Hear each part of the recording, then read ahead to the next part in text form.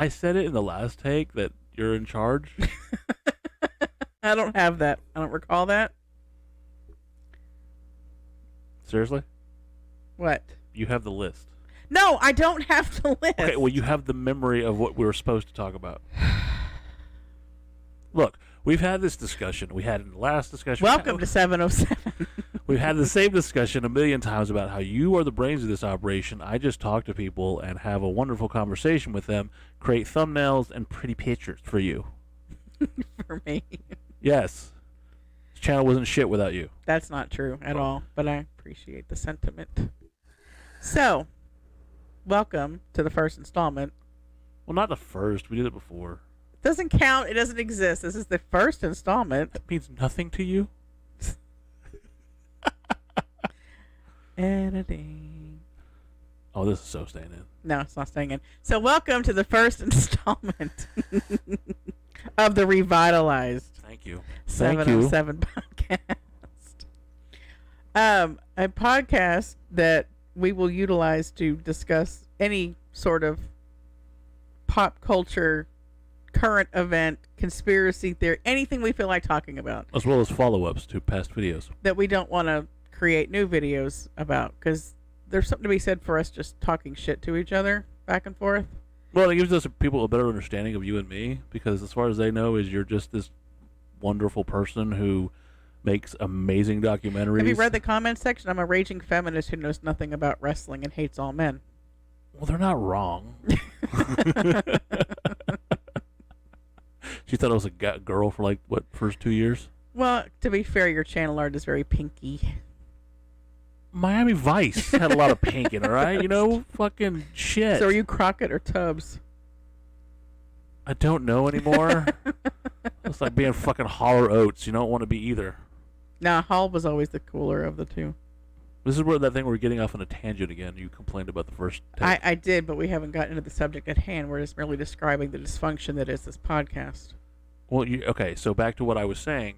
You're the brains of the operation, and I'm just the homeless guy you bring in to talk to fucking people like Bob and You'd stuff. be amazed what he does for a sandwich. Wow. That one kind of... I'm out of here. Fuck this. I don't even... We're about to have a fucking steel toe moment. Aw. Okay, so this week we are discussing the current updates on the Vince McMahon Janel Grant case, because there's been some movement, there's been some news, and I feel like this is a real much easier forum for us to kind of talk about that, because you and I talk all the time, obviously. but no one ever sees that. The lawyers make us. They just see the videos, and so instead of trying to quickly create a video every week, something happens, which is just not possible. And I think this gives us a more raw, real feel to how we, what we're thinking and our thought process as far as the content creation, without having to add all the extra accoutrement to make it fucking fancy. Right, and it's something we can do obviously a lot more frequently, because those little docuseries things do take quite a bit of time and editing, and so this is a way for us to kind of connect with you guys too, and hear your thoughts, and maybe give us ideas for future episodes if there's something that we've missed or Make forgotten. some shit on feminism. We can. I have a backlog. Not really. So this week we're talking about the Janel Grant update. So Vince has filed like his own counter argument to her 67-page indictment of his character. You mean the thing with poop? Yes, the poop, all the poop. Yeah. And so he's obviously in his first statement, once the filing was released, has said it was replete with lies, and that it was she's twisted this wonderful relationship they had for monetary gain. He has also said she has violated the NDA, because the NDA specifically dictates that if there is any sort of issue, that they will go directly to arbitration. And she bypassed arbitration and made all of this public. Which I get, it pisses him off because it makes him look bad. Yeah, but he didn't drop a dime. He didn't pay that money. Well, that's the thing, is he didn't, allegedly, from to hear her attorneys tell it. He didn't uphold the end of the deal. He didn't pay her, so the NDA becomes null and void. So then you wouldn't go into arbitration. Well, if you listen to our comment section, she's just a money hungry hua. Well, I don't know. I mean, who's to say at this point, right? I don't know. Okay, so let's break it down then. So her suit alleges that he helped her get a job, and basically essayed her and trafficked her to other men, and abused her mentally. And let's call it what it is. He gave her to the creepiest motherfucker on the planet, Johnny Ace, and well, that's part of it, but that's not all he's accused of. And took a dump on her, and then gave her to like shirt her around like she was some fucking cheap floozy for his enjoyment. He did, and there are text messages that don't make him look good. There are text messages that seem to corroborate her story where Laurinaitis is concerned. But he's saying that it was a completely 100% consensual relationship.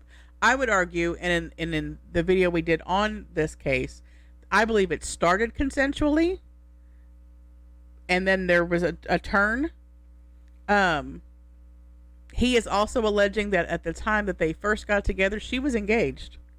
So one of the questions that we asked in that, asked ourselves and just kind of rhetorically asked, was how was she living in a condo in a multi-million-dollar Trump Tower building with no job, hadn't been working? How did she live there? No experience in anything. No resume to speak of. We kind of got an answer to that from both him and her. He said allegedly that she was living with her fiance and all what have you, and she came out and countered that by saying, no, I was living in the condo of my ex-fiance who was being sweet enough to allow me to stay there till I got my shit together. Right. So that's the first contradiction. So he says they were together, that she would sneak into, basically they were having an affair. She would sneak into his condo and then sneak back home. Now, in her original statement, she stated that it was the building manager or a friend of the building manager that got her in front of Vince. Yeah. Well, in looking up who her fiance, at this point, he's an ex-fiance at this point, he was on the board of the condo, of the condo itself. He was the vice president. So it's her friend. So I'm wondering if, right. So, I mean, it doesn't have to be him, but... Well, even if it was, they're still friends. Like, they're still friends up to this point. They've even stated that they parted on good terms, and he allowed her to stay in his condo. I'm sorry, if you're my ex and we split on bad terms, I'm not letting you stay in my $3 million fucking Trump estate. It's just not going to happen. Well, I think technically it was appraised at $986,000. What? You know what I mean? I looked at that this morning. Big booty money fucking house to live in. So, Vince's first offense is not, she cheated on her fiance with him, and then he said that, but she wrote me love letters. That shows this was a consensual relationship. Which you read to me. I did. I thought that it was towards me, and then I realized that it was meant to go to a dookie stain shit guy, which I was okay with. You were okay with that? Until I realized it was that dookie stain guy. So then I was like, fuck that. I'm not...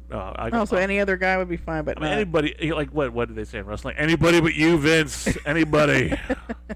So that letter, which is interesting, so that is Vince's first lob at saying, see, this is proof it was consensual. She was in love with me. She wrote all of these wonderful flowery things about how great our relationship is. But there's a couple of problems with that. Yeah, what the first fucking thing I said was, and you, again, I want to clarify, you didn't coach me on this. This is what, you just read me the letter, and I'm listening to it, and I'm thinking, wait a minute, this sounds like some fucking shit chat GPT bullshit. This doesn't even, this has got to be clips from somebody else's fucking love letter.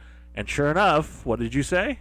Yeah, that there's two lines in particular they were able to trace to. One was to a book from 1947. I thought it was a movie. One was a movie, one was a book.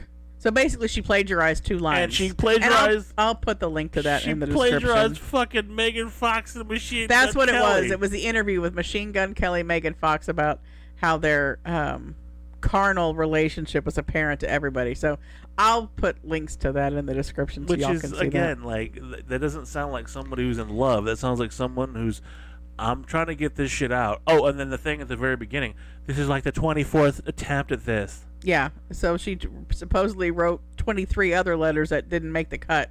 And so then she wrote this last one, and that's what he turned in and said, see, she's in love with me. Well, even beyond that, like, I know, I'm not sitting here saying that she's a fucking saint. It takes a fucking sinner to take down a sinner.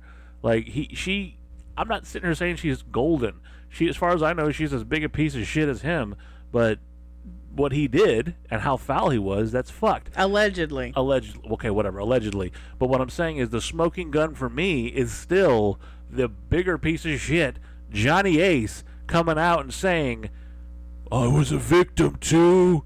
Vince McMahon touched me in my no-no squad. Whatever. Fucking Johnny Ace is talking shit and saying that he was a victim. But again, where's he been? Yeah, he came out right after that suit was filed. So in February, he came out and said that he too was a victim and that he would be exonerated. You haven't heard anything since then at all. And what was our theory? Basically that he got the fucking... He got an NDA too. He got a big-ass fucking Scrooge McDuck sack of money with a dollar sign. Yeah, I think someone told him to hush. But and that's the thing. Is so as much as Vince wants to play victim and say he's innocent, if there... what's the saying? Where there's smoke, there's fire. And so if Fire, there wasn't something, why would Laurinaitis come out and say no? I was a victim, because he knows what else is gonna come out. Well, he knows that shit went down. Like, I mean, because right. like he was in there when he was part of that whole thing when they were in his office or whoever's office. And she was saying stop, and he was telling her no means yes. And allegedly, yeah. Take it, whore, or whatever. Allegedly, the two of them with her in his office. Yes. That's what she says, and that she went to his hotel numerous times for breakfast because Vince told her to. Now, there were text messages or copies of text messages within that filing that were pretty damning, that sound a lot like Vince. And a lot of who she named in the suit, she's only saying knew of their relationship. Oh, yeah. She's not saying they were complicit or had knowledge of the abuse. So they would have thought it was a consensual relationship as well. And okay, so we go back to that and talking about someone like Brock who's been fucking blackballed. I don't agree with that because Brock has a kink or whatever, pissing on people, whatever. I'm not here to judge fucking Brock Lesnar, but from my understanding and from the facts we have, Brock had no idea that this wasn't. No, I mean, her argument is that Vince was trafficking her to the wrestlers, right? So that he was offering her up to Brock. Yes. What we don't know is what he told Lesnar about her. Yes. Maybe he said she was a groupie. Maybe he said she was a fan. Maybe he said, I know this girl and she has a thing for you. Lesnar's fidelity to his wife is nobody's business. Yeah, like I said, that's between him and Rena. And so, at the end of the day, she didn't say he assaulted her. They never, and at the end of the day, she didn't say they even had an encounter. Anytime anything was planned, he was either too drunk or there was bad weather. Or he was killing giant fucking pigs and posting them. I saw that picture. That's fucking awesome. That was crazy. So she didn't even say in the suit he did anything. So we don't know what Brock knew. What we do know is that his fucking like physical therapist or whoever was with her and him at the same time. Allegedly. Well, allegedly, she alleges that he pooped on her. He alleges that Vince took a dump on her head while he was with the physical therapist and her. Correct. And so that has... And we do know that she alleges that Johnny Ace was giving it to her for breakfast, lunch, and dinner. Correct. And that they were sharing. And some of those text messages, now, of course, obviously, in this day and age, you can doctor anything you want. So they would have to pull her phone and see if they could pull the records to see if these texts are legit. But there were text messages allegedly between Vince and her and him saying, yeah, Johnny gets drunk and talks too much, so best not to put things in writing where he's concerned. Yeah. And again, Laurinaitis comes out and says, oh no, I'm a victim too. So there is involvement with Laurinaitis on some level because he all but confirmed it. Well, even like, okay, so even he's got a lot to fucking answer for too, because again, he's married to the fucking mother of Nikki and Brie Bella. Correct. And they've come out already and fucking basically said they don't agree with any of this shit as far as like a man doing that to somebody. Well, of course not. No, what woman would? But again, their mother's not all there. Their mother I believe she had a traumatic brain injury, and he's her husband. Right. And so, again, he's got a lot more to answer for than anybody else. But he knows something. He knows something because he's trying to cover his ass already. That's what I'm saying. So if he knows something deep and dirty and dark, Vince is going to try to shut him up. Right. That's how I feel. And again, going back to what the lawyers were saying when they first came out, how many people have already come forward? They had to literally like start fucking, hey, chill out. We'll get to you as soon as we can. Right. They're being swamped with all these allegations. And who's to say that these aren't all other people that he's done this to? You brought that up before.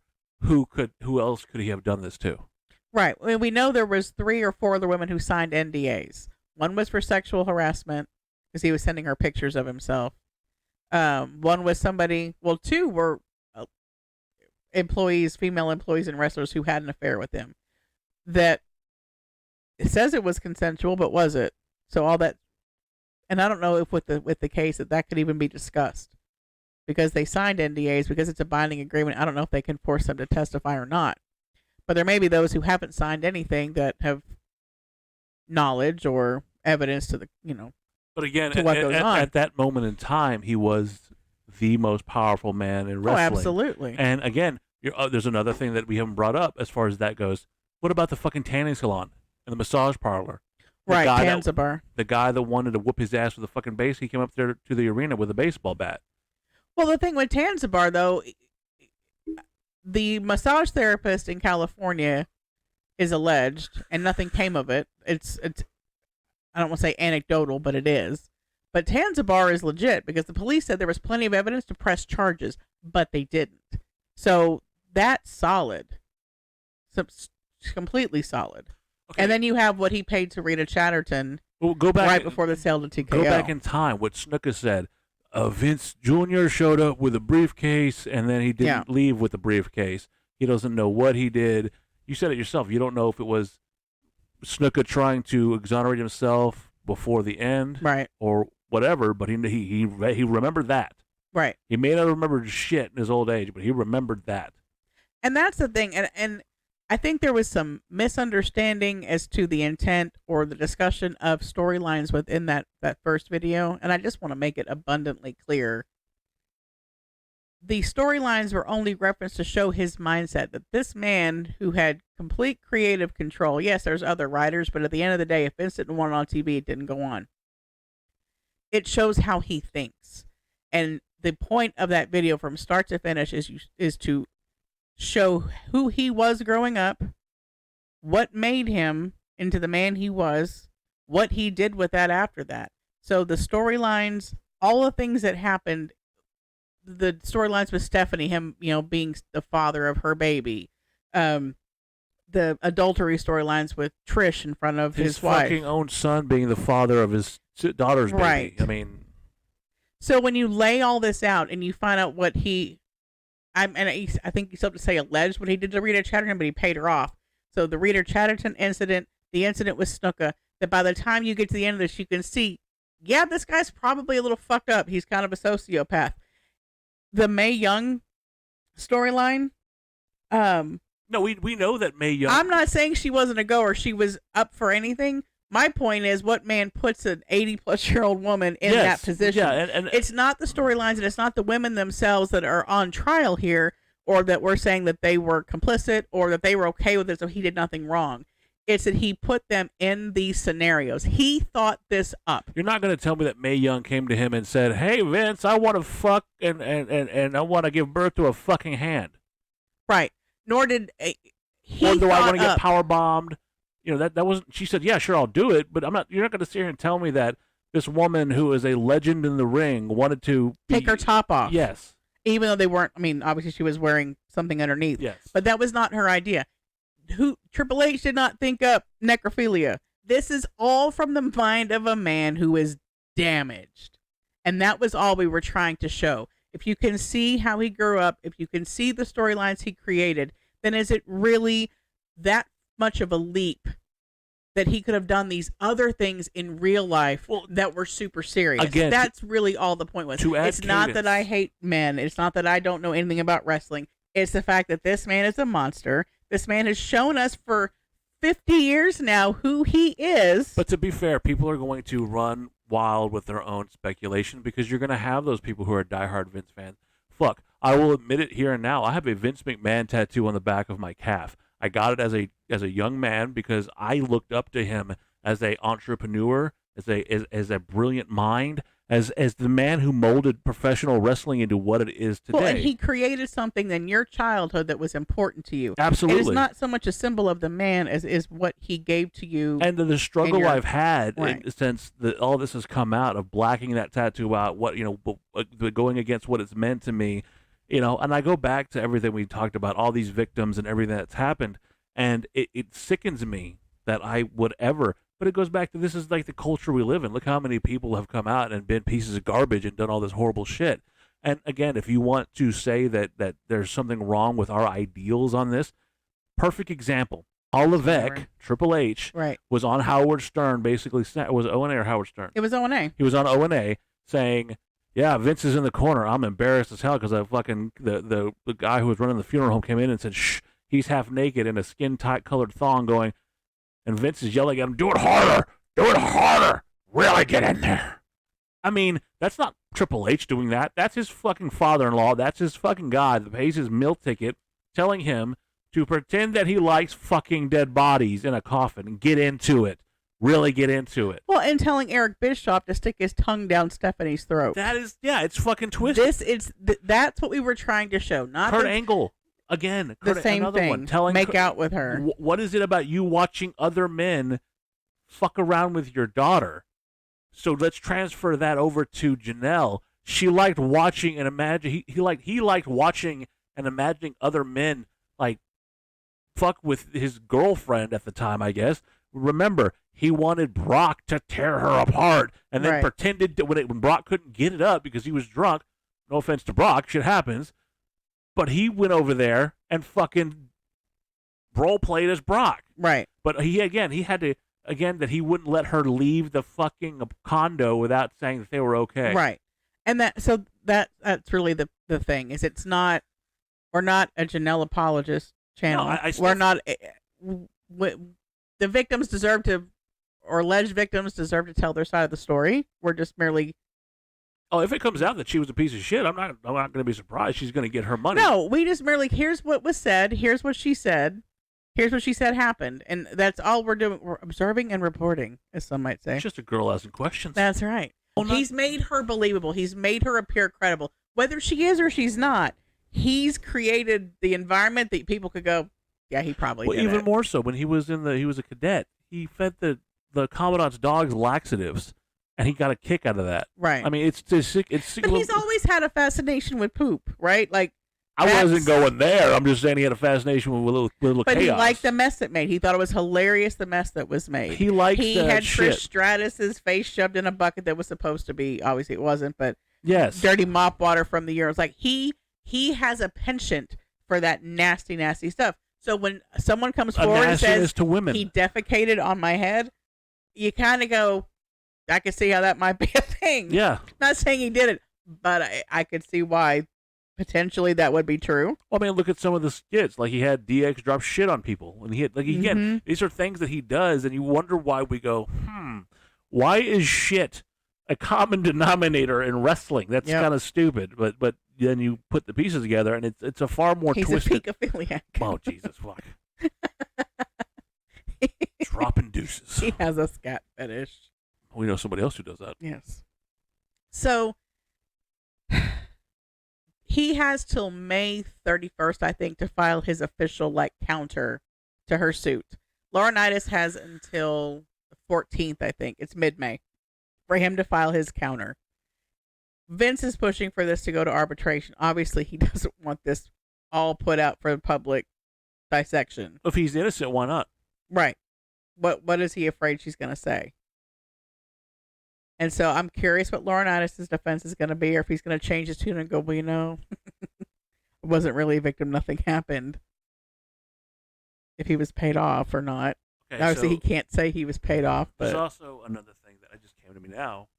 Um, Laurinaitis says he's a victim, right? Well, we've also heard the tales of what apparently, allegedly, Vince has done to men in the correct. wrestling business. And we have not forgotten about that, nor were we ignoring that. No. But the purpose of the first video was to discuss the female victims who said that they had to sign NDAs. That was the topic at hand. What has happened to men in that industry and in that company and young men. Well, who's to say that John Laurinaitis wasn't one of them? Because he's saying he's a victim, and the vibe I'm getting right now from him is maybe he knows more. And again, why do you always go to your right hand man, right? Like he's always talking about Right. Laurinaitis as, and Laurinaitis has been one of the most complained about fucking employees in that fucking company, much like many other people who were alleged to have sexual relations with him. I hate to say it, but like Shawn Michaels and other people. Allegedly. Again, I've said allegedly, damn it. I'm just making sure. Allegedly conspiracy. Sandwich that. What's your obsession with sandwiches? They're delicious. But no, what I'm saying is, like, there's a lot of conspiracy going on about him having alleged relationships with men in that company. And what is a bigger scandal for someone like him, who is this so chauvinistic, wannabe man's man, who's on the trying to be on the cover of Muscle and Fitness and all this, if you then find out that he had a fetish for men. Right. So in addition to that, and in addition to scandals and incidences allegedly with young men, boys, that's something that we're handling. That Wink, wink. We're going to address separately. So we didn't forget about it. We didn't ignore it. It wasn't included in that first video because it wasn't part of that litigation or what had come forward. Those victims deserve their own coverage, not to be sandwiched in with everything else. Well, absolutely. So that's something that we're going to address separately, and we're working on that now. And that video would have been 3 hours long if we had gone into that. I mean, there's no... Well, and it's a completely different situation. So we were trying to see... What we were trying to accomplish, again, was... Could he have done the things that he's been accused of? And so when you trace it, that's fine. This is, to me, darker, more insidious, and requires its own spotlight just on that. And to be fair, that video, when it was done, that took a toll. Oh, for sure. Emotionally and mentally. And you can say what the fuck you want, but I'm a grown-ass man, and I needed... I couldn't watch anything to do with wrestling for a while there because I was so disgusted. Like, a lot of shit happened during that video. I mean, hell, even during that time of that video, I had my favorite wrestler fucking died, and I had an emotional attachment to that guy. And that was all that compiled with the video, with YouTube doing what it did, with just finding out that this guy who I respected all these years, the fucking what he was. You can't expect people who get emotionally invested in something like this to just jump back into that fucking abyss and that pit and just, let's just go. It's not that fucking easy, okay? And if you can do it, hey, kudos to you. But I'm not trying to speak for you, but we're not those people. No. So. What? I don't know. You threw me off my thing. Well, I think you're going to go to the next part of the. So. The other news that came out is that he listed all of his remaining shares with TKO for sale. 2 million shares. Sold it. That's like roughly $800 million. And he now has no ties whatsoever to the company that he's been involved with for 50 years. There is no attachment to Vince McMahon now. Praise Jesus. So if he sold all of his shares, and he's been selling all along, he just now raffled off the last batch he had. What do you think he's going to do with that money? Well, speculation is, I mean, they said he talked to The Rock, he's talked to John Cena, and that he wants to start another wrestling company. So I've heard that. They're trying to debunk that and saying he would be interested in other business ventures, but he has no interest in starting a new company. You don't say that he wouldn't want to go work with JEFFJARRETT. That's a lot of guitars for $800 million. Broke 50 million guitars, never drew a dime. Yeah.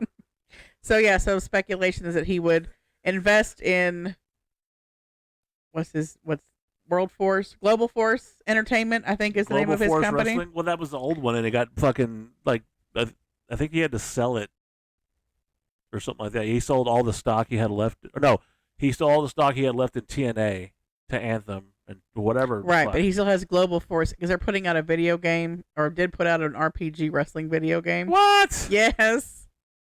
And hang on a second. Look, I don't dislike Jeffrey. I don't dislike Jeffrey at all. I do like Jeff Jarrett quite a bit. I didn't like the booking where he was basically like the Triple H of TNA. I think, but I do like the fact that we wouldn't have somebody like a fucking AJ Styles. We wouldn't have fucking Christopher Daniels.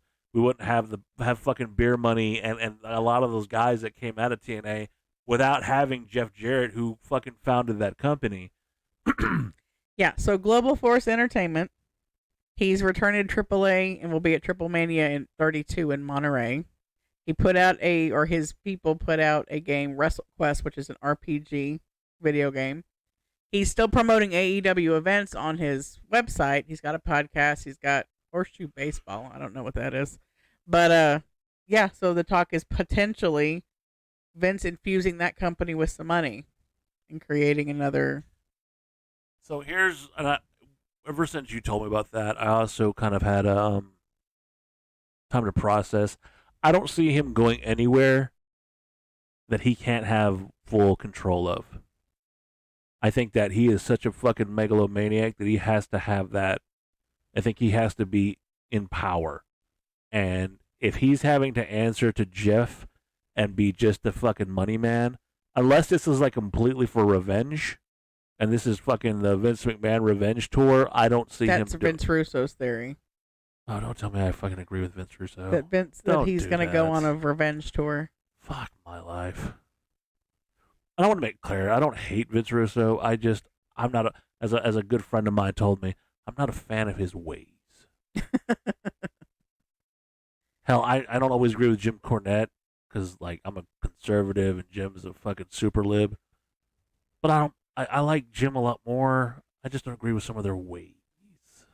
Well, the other interesting piece, guess who else is selling some stock?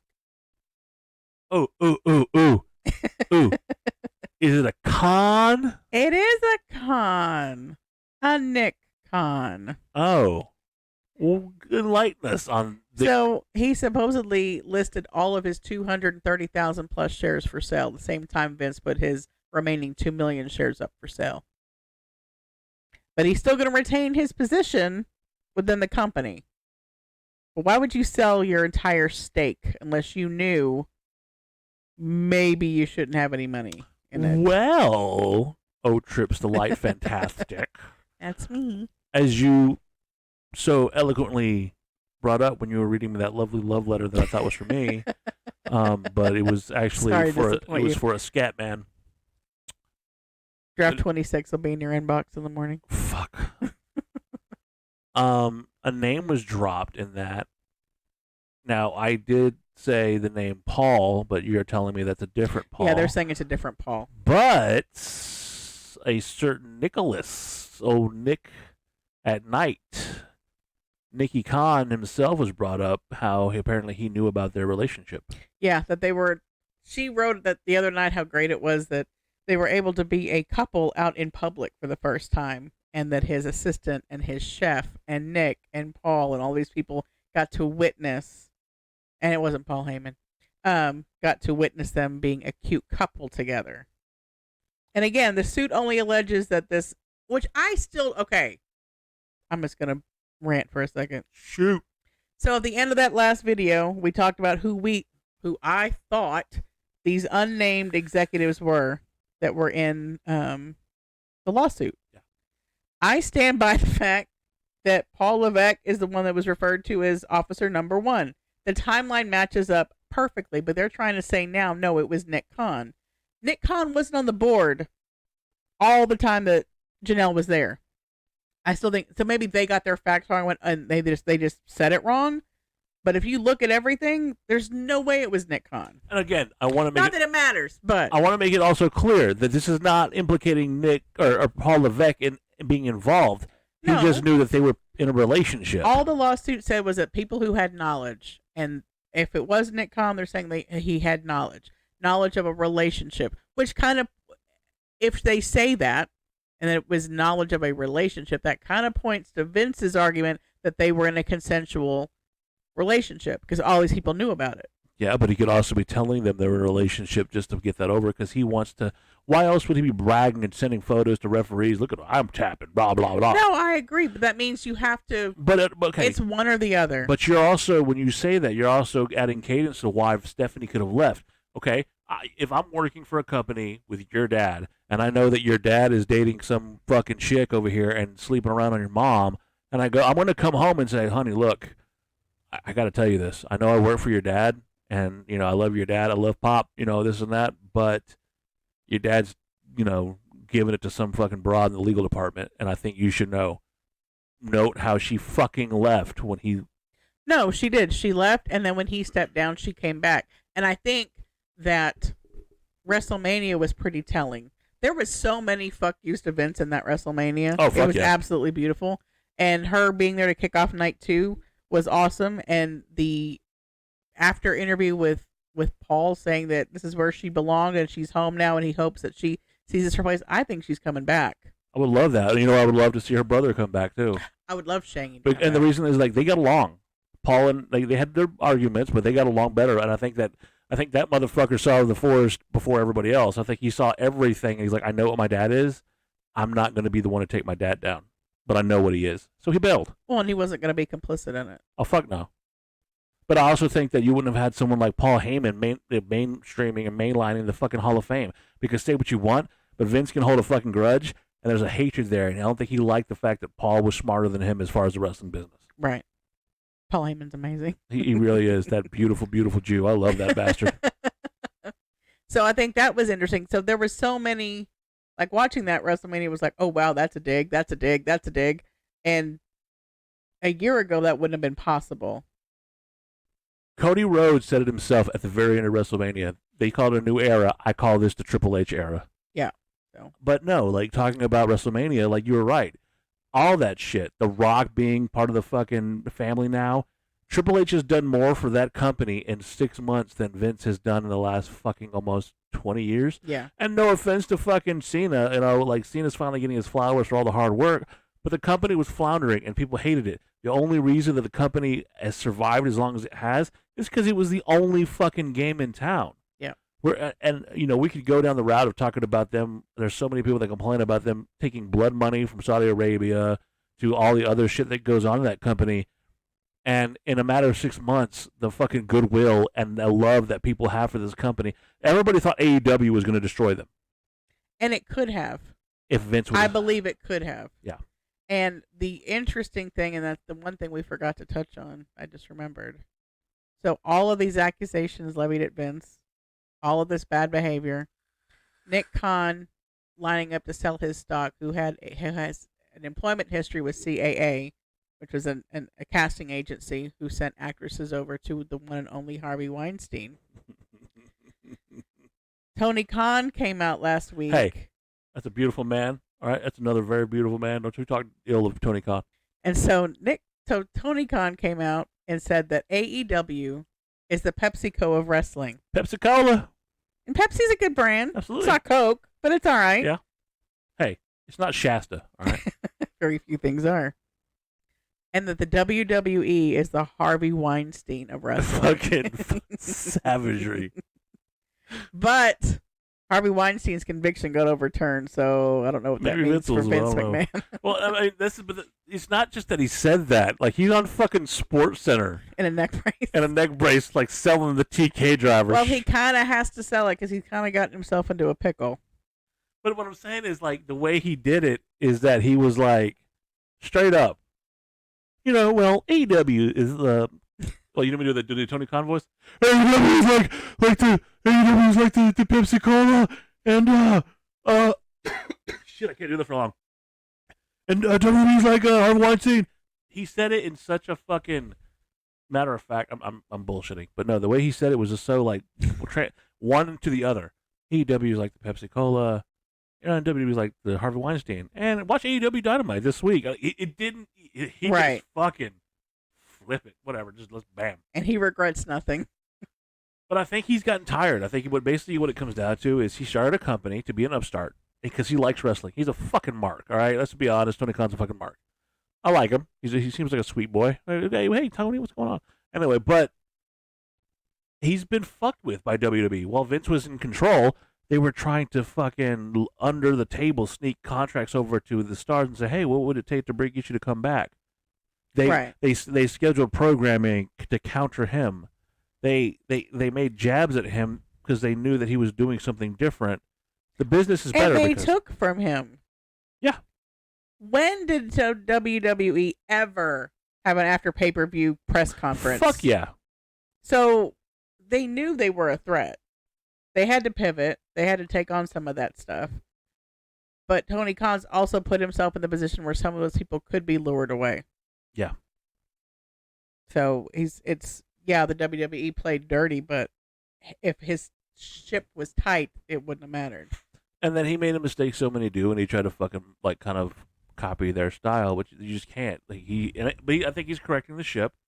We'll see how it goes from there. But again, back to Vince and everything going on with that. Like I said, you have Nick Khan selling all this stuff. Yep. And Vince sold all of his stuff.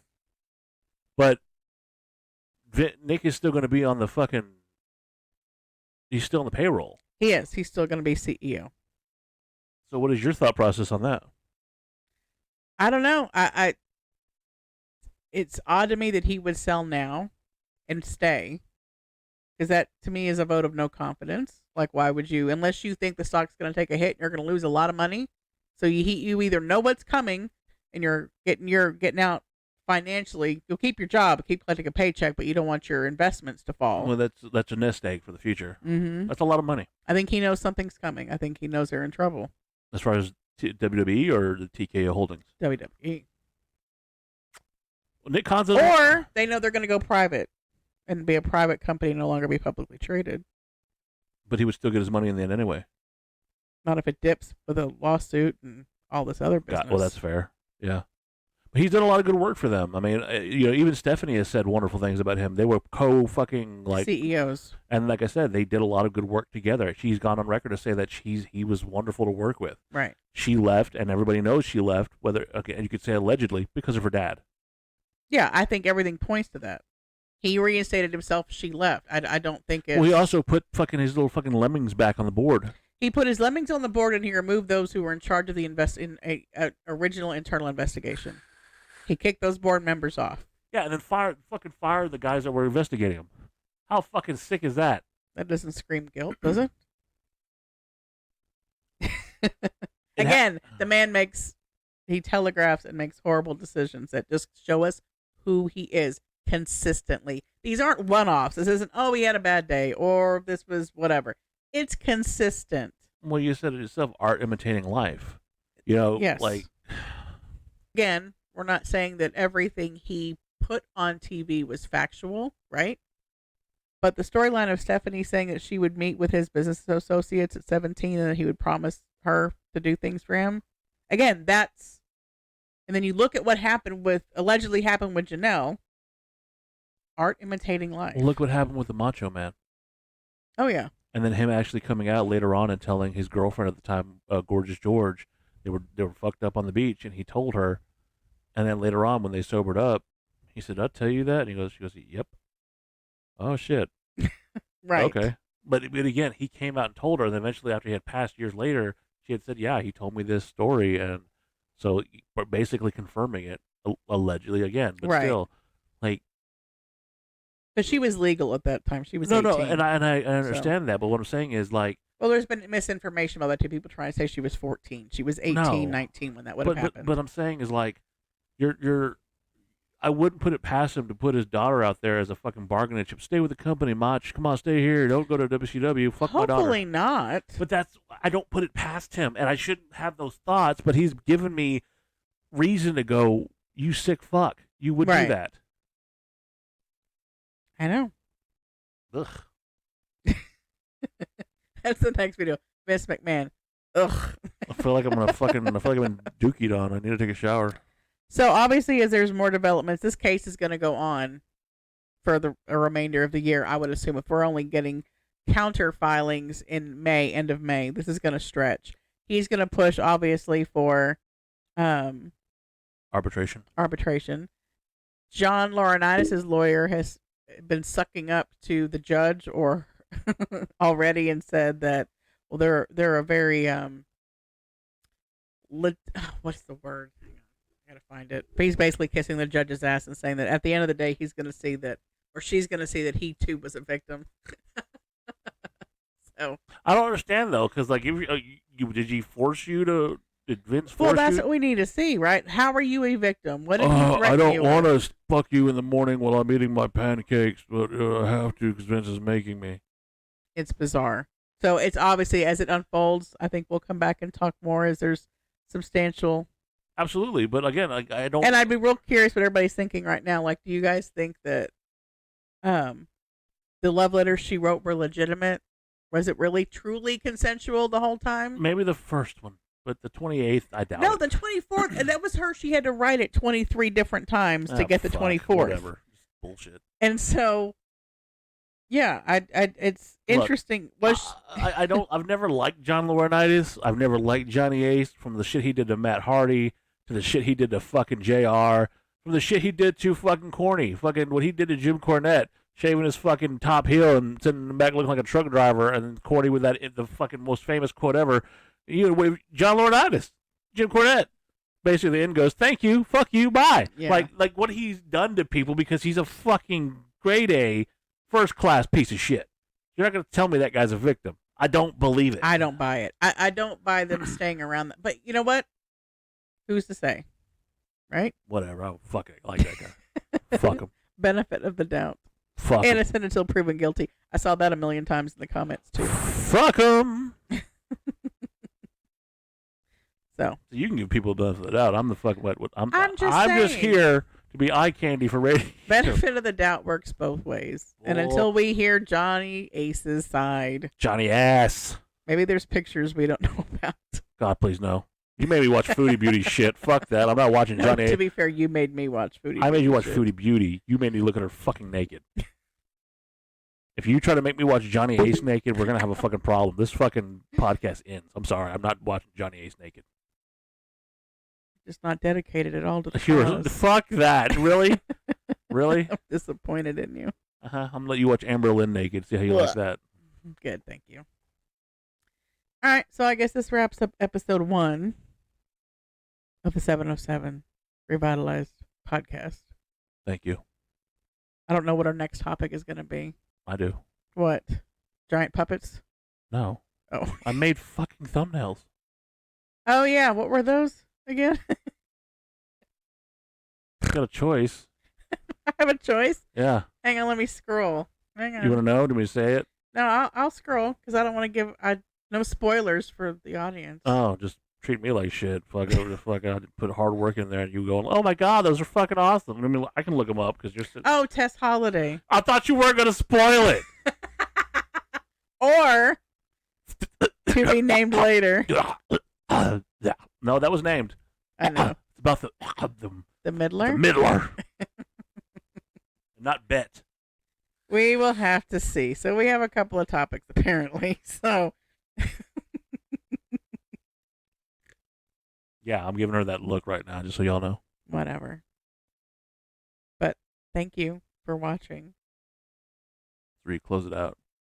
That's how I close it No, out. this is how you close it out. How do Are you ready? You ready? School me. Skull. Bumper school. Skull. Thank you guys for watching. I said that. Are you gonna let me do this or not? I just said thank you for watching. So let me finish. And then you went, let me school you, little girl, on how to do this. That had not one way came out of my fucking mouth. Anyway, thank you guys for watching. I hope y'all enjoyed this. This should be an interesting ride, depending on her mood for the day. I'm Dan. I'm Trips. And we'll see you in the next one. Bye.